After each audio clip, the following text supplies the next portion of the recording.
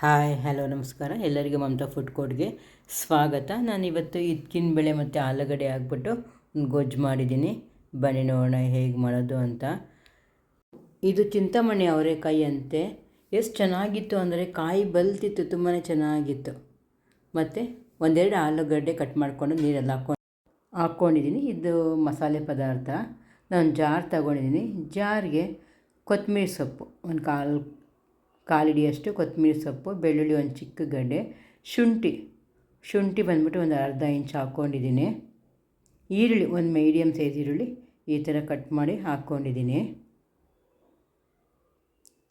3 ಲವಂಗ, ಸ್ವಲ್ಪ ಚಕ್ಕೆ ಹಾಕ್ಕೊಂಡಿದ್ದೀನಿ. ಕಾಯಿ ಒಂದು 3 ಸ್ಪೂನ್ ಅಂದ್ಕೊಳ್ಳಿ. ಕಾಯಿ ಕಮ್ಮಿನೇ ಹಾಕ್ಕೋಬೇಕು. ಇದಕ್ಕೆ ನಾನು 1.5 ಸ್ಪೂನಷ್ಟು ಧನಿಯಾ ಪುಡಿ ಹಾಕ್ಕೊಂಡಿದ್ದೀನಿ.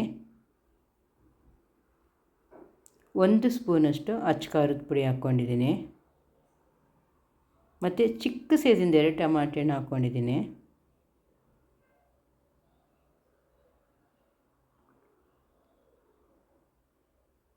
ಸ್ವಲ್ಪ ಅರಿಶಿನ ಪುಡಿ ಹಾಕ್ಕೊಂಡು ಇದು ನುಣ್ಣಗೆ ನಾವು ಮಸಾಲೆ ರುಬ್ಕೋಬೇಕು.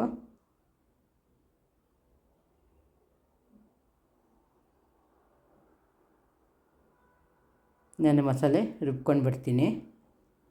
ನಾನು ಒಗ್ಗರಣೆಗೆ 1 ಹಿಡಿಯಷ್ಟು ನಾನು ಮೆಂತ್ಯ ಸೊಪ್ಪು ತೊಗೊಂಡಿದ್ದೀನಿ. ಮತ್ತು ಒಂದು ಮೀಡಿಯಮ್ ಸೈಜ್ ಈರುಳ್ಳಿ ಸಣ್ಣಗೆ ಹಚ್ಕೊಂಡಿದ್ದೀನಿ. ಮೆಂತ್ಯ ಸೊಪ್ಪು ಚೆನ್ನಾಗಿ ತೊಳ್ಕೊಂಡು ಸಣ್ಣದಾಗಿ ಹಚ್ಕೊಂಡಿದ್ದೀನಿ. ನಾನು ಸ್ಟವ್ ಅಂಟಿಸಿ ಬಾಣಲೆ ಇಟ್ಟಿದ್ದೀನಿ. ಬಾಣಲೆಗೆ ನಾನು ಒಂದು 3 ಸ್ಪೂನಷ್ಟು ಎಣ್ಣೆ ಹಾಕಿದ್ದೀನಿ. ಎಣ್ಣೆ ಬಿಸಿಯಾಗಿದೆ.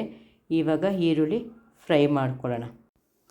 ಸ್ವಲ್ಪ ಈರುಳ್ಳಿ ಲೈಟಾಗಿ ಕೆಂಪಗಾಗಲಿ. ಆಗಿದ ತಕ್ಷಣ ನಾವು ಮೆಂತ್ಯ ಸೊಪ್ಪು ಹಾಕ್ಕೊಂಡು ಕೂಡ ಫ್ರೈ ಮಾಡ್ಕೊಳ್ಳೋಣ. 1-2 ನಿಮಿಷ ಮೆಂತ್ಯ ಸೊಪ್ಪು ಚೆನ್ನಾಗಿ ಫ್ರೈ ಮಾಡ್ಕೊಳ್ಳೋಣ. ಈಗ ಆಲೂಗಡ್ಡೆ ಕೂಡ ಇದಕ್ಕೆ ನಾನು ಹಾಕ್ಕೊಳ್ತಾ ಇದ್ದೀನಿ. ಹಾಕ್ಕೊಂಡು ಅದು ಕೂಡ ಫ್ರೈ ಮಾಡ್ಕೊಳ್ಳೋಣ. 1-2 ನಿಮಿಷ ಫ್ರೈ ಮಾಡ್ಕೊಳ್ಳಿ.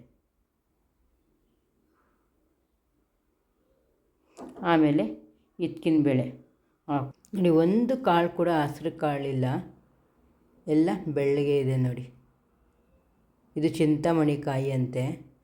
ನಾವು ಕೃಷ್ಣರಾಜಪುರ ಹತ್ರ ಅವಲಹಳ್ಳಿ ನಮ್ಮ ದೇವಸ್ಥಾನ ಇರೋದು, ನಮ್ಮ ಮನೆ ದೇವರು, ಅಲ್ಲೋಗಿದ್ವಿ. ಆಗ ಅಲ್ಲಿ ಅವರೆಕಾಯಿ ಸಿಕ್ತು, ತಗೊಂಡು ಬಂದಿದ್ವಿ. ಚಿಂತಾಮಣಿ ಕಾಯಿ ಅಂತೆ, ತುಂಬಾ ಚೆನ್ನಾಗಿತ್ತು, ಬಲ್ತೋಗಿತ್ತು. ಈಗ ನಾನು ರುಚಿಗೆ ತಕ್ಕಷ್ಟು ಉಪ್ಪು ಕೂಡ ಹಾಕ್ಕೊಂಡು 1-2 ನಿಮಿಷ ಫ್ರೈ ಮಾಡ್ಕೊಂಡಿದ್ದೀನಿ. ಹಿಚ್ಕಿನ ಬೇಳೆ ಹಾಕ್ಬಿಟ್ಟು ಈಗ ಮಸಾಲೆ ಏನು ರುಬ್ಕೊಂಡಿದ್ದೀವಲ್ಲ ಅದು ಕೂಡ ಹಾಕ್ಕೊಂಡು ಚೆನ್ನಾಗಿಲ್ಲ ಮಿಕ್ಸ್ ಮಾಡಿಕೊಂಡು 1-2 ನಿಮಿಷ ಮಸಾಲೆ ಹಸಿ ವಾಸನೆ ಹೋಗೋವರೆಗೂ ಸ್ವಲ್ಪ ಫ್ರೈ ಮಾಡ್ಕೊಳ್ಳೋಣ. 1-2 ನಿಮಿಷ ಒಂದು ಲಿಡ್ ಮುಚ್ಚಿಬಿಡಿ. ಈಗ 1-2 ನಿಮಿಷ ಆಗಿದೆ. ನಾನು ಮಸಾಲೆ ಹಾಕ್ಬಿಟ್ಟು ಎಲ್ಲ ಒಂದು ಸರ್ತಿ ಮಿಕ್ಸ್ ಮಾಡ್ಕೊಳ್ಳೋಣ. ಮಿಕ್ಸ್ ಮಾಡಿಕೊಂಡು ಇದಕ್ಕೆ ನಾನು 3/4 ಜಾರಷ್ಟು ನೀರು ತಗೊಂಡಿದ್ದೀನಿ. ಆ ನೀರು ಇದಕ್ಕೆ ಹಾಕ್ಕೊಳ್ತಾ ಇದ್ದೀನಿ. ಮಸಾಲೆ ಎಲ್ಲ ಇರುತ್ತಲ್ವ ಜಾರಲ್ಲಿ, ಅದೆಲ್ಲ ನೀರು ಹಾಕ್ಕೊಂಡು ಸ್ವಲ್ಪ ಹಂಗೆ ತೊಳ್ಕೊಂಡು 1/4 ಜಾರಷ್ಟು ನೀರು ಹಾಕ್ಕೊಂಡಿದ್ದೀನಿ. ಇದು ಸ್ವಲ್ಪ ಗಟ್ಟಿಯಾಗೇ ಇರಬೇಕು. ಈಗ ನೋಡಿ ಚೆನ್ನಾಗಿ ಕುದೀತಾ ಇದೆ.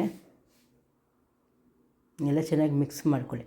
ಒಂದು ಕಾಳು ತಗೊಂಡು ಹಿಂಗೆ ಹಿಚ್ಕಿದ್ರೆ ನುಣ್ಣಗಾಗ್ಬಿಡ್ಬೇಕು, ಆಗ ಆಗಿದೆ ಅಂತ.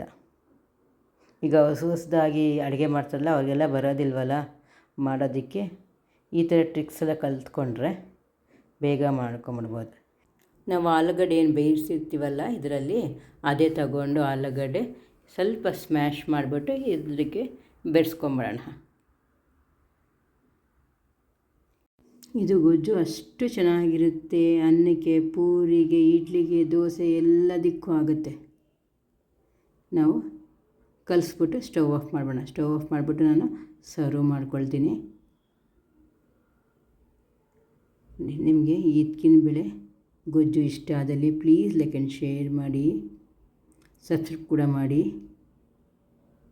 Thank you. ಬೇಕಾದರೆ ನಾವು ಸ್ವಲ್ಪ ನೀರಂಗೂ ಮಾಡ್ಕೊಳ್ಬೋದು. ಇದು ಮುದ್ದೆಗೆ ನಾನು ಸರ್ವ್ ಮಾಡ್ಕೊಂಡಿದ್ದೀನಿ.